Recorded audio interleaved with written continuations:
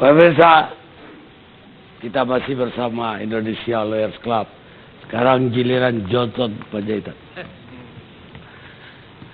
Bang Karni, saya kira kita harus segera menahan diri dan menghentikan apa yang Indonesia Lawyers Club katakan ini konflik institusi antara KPK dengan kepolisian. Terutama teman-teman harus menahan diri juga untuk jangan melakukan pengorganisasian opini maupun pengorganisasian dukungan.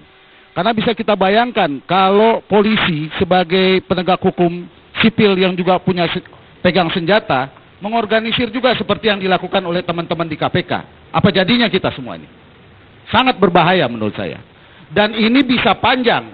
Dan kalau ini memang benar-benar tidak kita hentikan, nanti akan terlihat, tadi kita sudah mengapresiasi pra-peradilan yang diajukan oleh Baswedan. Tapi nanti akan sangat memalukan karena itu akan terlihat di sidang-sidang peradilan akan ada pengorganisasian massa, pengorganisasian opini, wartawan. Kalau ini terus-menerus terjadi, saya kira kita akan berada pada titik nadir yang paling rendah. Yang kedua soal intervensi dan politisasi. Intervensi ini saya kira bukan hanya dilakukan oleh Presiden. Tadi secara jelas tahun 2012 perintah lisan SBY. Itu sudah jelas. Kalau Jokowi dia terang-terangan memberikan perintah.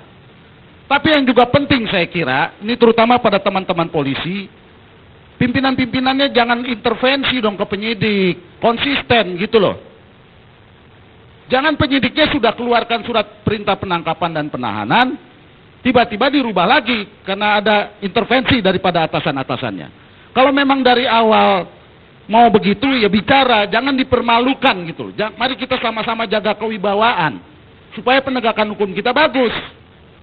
Ya, saya kira kita harus menahan diri soal ini. Kalau kita tidak bisa menahan diri, saya kira ini akan berkepanjangan. Dan benarlah analisis banyak orang, ya banyak orang yang ketawa dan mengambil keuntungan, terutama para koruptor. Menurut saya. Nah, jadi ini penting soal intervensi.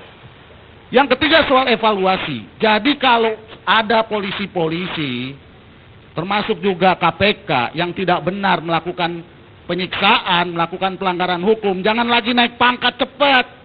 Tindak, evaluasi gitu loh. Jadi jangan dibiarkan orang-orang seperti ini. Ya, jadi saya kira apa yang dikatakan Pak Anton tadi bahwa menutup-nutupi dan lain sebagainya.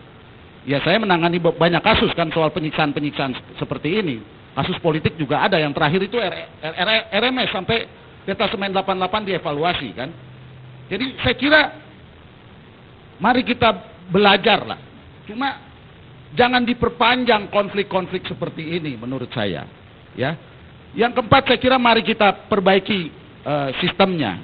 Ya, tadi secara jelas Prof. Romli bilang ya ada masalah di KPK, masih ada 36 berkas yang harus dievaluasi. Jadi KPK juga bukan segala-galanya, ya kan, harus dikontrol. Tapi mari kita bersepakat, kalau ada pelanggaran-pelanggaran, tempuh mekanisme hukum, gitu loh.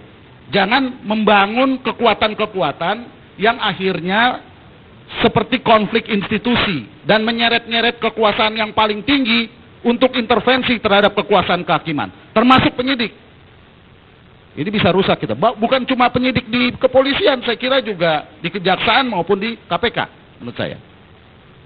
Nah, itu yang harus kita lawan terus, termasuk juga kita-kita yang berprofesi sebagai advokat.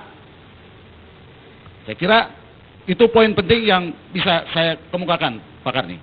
Baik, saya kira saya mau perlu tanggapi Johnson nih. Saya kira ada yang sangat tendensius. Saya kira Johnson ini jadi hakim. Ini bahaya, Son. Dia mengatakan mengorganisir massa membentuk opini. Saya mau katakan, siapa yang sekarang membentuk opini? Kalaupun membentuk opini, apa yang salah dengan opini? Yang saya tahu dia ini dulu teman saya sebagai seorang pejuang. Kalau memang opini ada yang melanggar hukum, tangkap. Justru yang terbalik adalah ketika klien saya sedang di BAP, tiba-tiba sudah ada berita bahwa Bambang Wijayanto itu sudah ditahan. Itu yang ngomong itu adalah penyidik-penyidik kepolisian. Kita bisa buat berita-berita. Nah, oleh karena itu saya kira cara-cara seperti Anda nanggapi Johnsonnya jangan melebar ke yang lain. Karena menurut saya Bang Karni, ini juga berkaitan kepada status klien saya. Novel Baswedan itu, Bang Karni, dia ketika dia menjadi IPTU, sampai dia purnaweran dari polisi adalah kompon. Itu yang pertama. Kedua, waktu Indonesia memanggil dari KPK, justru karena dia adalah penyidik terbaik, dikirim kepada KPK. Peristiwa penangkapan si Novel Baswedan adalah ketika Budi Gunawan ditetapkan dari tersangka. Kemudian ada serangan. Kalau memang pada saat itu sudah ada tadi administrasi, sanksi administrasi, kenapa tidak pada saat itu pidananya dilanjutkan? Oleh karena saya tanya, sebentar Pak. Itu udah diomongkan. Sebentar, Pak Karni harus fair juga. Ya, ini yang diomongkan apa? Anda menanggapi dia nggak? Karena ini menyangkut polisi. Sekarang bagaimana status Budi Gunawan? Karni. Pak Budi Gunawan, apakah berkasnya sekarang sudah diserahkan kepada kejaksaan? Bang Karni juga harus fair. Karena klien saya ini ditetapkan sebagai tersangka adalah ketika Budi Gunawan ditetapkan KPK sebagai tersangka. Dan sampai saat ini status daripada Budi Gunawan adalah sebagai tersangka. Baik, cukup. Sekarang Anda. Saya nggak pernah nyebut nama, dia merasa. Kan Anda bilang, Saya nggak pernah sebut. Anda dewasa. Anda tadi mengatakan teman-teman Saya kira cukup. Ini bukan tempat. Poin Ini saya. bukan untuk pamer ngomong. Saya minta Desmond. Terima kasih Pak Karni, saya harus tanggapin ada pakar bermulut jahat, Saudara Rapli ini. Ya. Kenapa saya bilang bermulut jahat? Dia mencontoh DPR, dia tidak mengukur dirinya. Seharusnya dia menyebut bahwa saya, Komisaris Bina Marga, saya di sana akan bersihkan. Baru dia benar cara berpikirnya, baru benar mulutnya. Jadi kalau mencontoh DPR orang lain, yang saya tunggu, apa yang Anda lakukan di Bina Marga, itu jauh lebih penting. Jadi jangan mengkampanyekan orang busuk. Anda pun berbuat apa di sana dengan status Anda pakar hukum tata negara misalnya.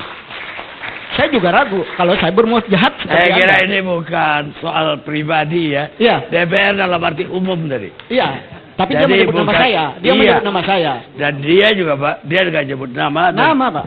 Dia menyebut nama ya Pak Desmond. Iya, tapi ya Pak Desmond. Ya udah. Oke, Sekarang saya apa lanjutkan pendapat kalian. Anda terhadap topik ini? Oke, terima kasih. Pertama, saya merespon pendapat Pak Anton bahwa KPK itu anak kandung. Saya ditelepon sama teman saya pada saat saya ke belakang. Kapan polisi melahirkan KPK? Sepengetahuan kami, ya, ini inisiasinya dari kelompok civil society, pakar-pakar, yang tujuannya adalah mengkoreksi kekurangan-kekurangan kejaksaan dan kepolisian.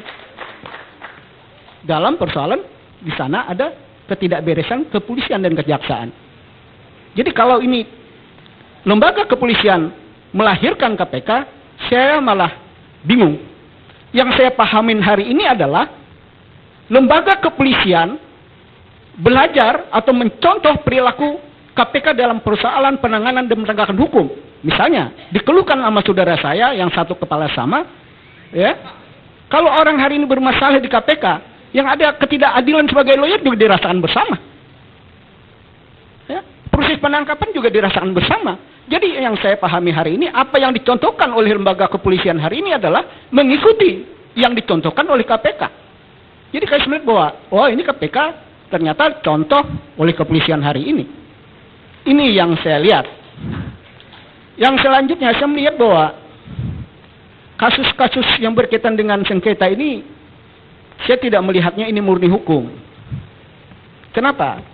Teman saya, anggota Komisi 3 Sugianto, mempermasalahkan mencari keadilan dalam konteks kasus Bambang ini sejak Kapolrinya Pak BHD, Pak Timur. Setiap RDP bicara tentang ini. Pertanyaannya, kenapa sesudah kasus kasus Budi Gunawan Bambang yang dikenakan, ini kan ada aneh. Berarti ada kepentingan apa? Ini kan ada yang aneh bagi saya. Apakah ini kriminalisasi? Apakah ini kepentingan lain? Ini bagi saya yang sampai hari ini kita harus jujur juga. Yang selanjutnya, Kalau benar bahwa aduan 2012 itu ya adalah yang memotivasi institusi kepolisian jangan sampai ada gugatan hukum seperti yang dikemukakan oleh Kapolri, ini saya merasa sesuatu yang luar biasa dan merasa bersyukur. Pertanyaannya adalah, mana novel-novel lain yang dilakukan penyidikan terhadap pelanggaran-pelanggaran yang dilakukan oleh polisi-polisi lain? Contoh novel terjadi hari ini di mana-mana. Perlindungan yang dicontohkan Pak Anton tadi, yang berusaha menutupi. Kenapa perlindungan menutupi? Novel itu berapa kali naik pangkat misalnya. Kalau sejak awal tidak naik pangkat. Ini kan persoalan-persoalan yang menurut saya, ini adalah wajah kepolisian yang malam ini digambarkan secara lugas oleh Humas Polri. Saya melihatnya begitu. Yang selanjutnya, saya melihat bahwa ada arogansi Kabir Reskrim dalam hal ini. Sebenarnya sederhana aja. Dipanggil, diperiksa, ya dilepas. Penahanan ini menurut saya berlebihan. Tinggal kalau memang P21 salahan ke jaksa, wilayahnya udah berbeda. Saya tidak melihat ada sesuatu yang luar biasa sebenarnya di sini. Tapi proses penahanan ini menurut saya adalah sesuatu yang memang mempertontonkan arogansi yang tidak sehat. Inilah yang menurut saya contoh-contoh penegakan hukum hari ini yang ke depan tentunya dalam KUHP ini akan kita atur benar agar ke depan tidak terjadi tontonan-tontonan yang sangat merugikan kita semua. Terima kasih Bang Karni. Baik. Pemirsa, salah satu pertanda bahwa korupsi masih hidup di negeri ini adalah ketika kita masih menghalalkan segala cara meskipun untuk tujuan yang baik. George Bernardos, kita rehat sejenak.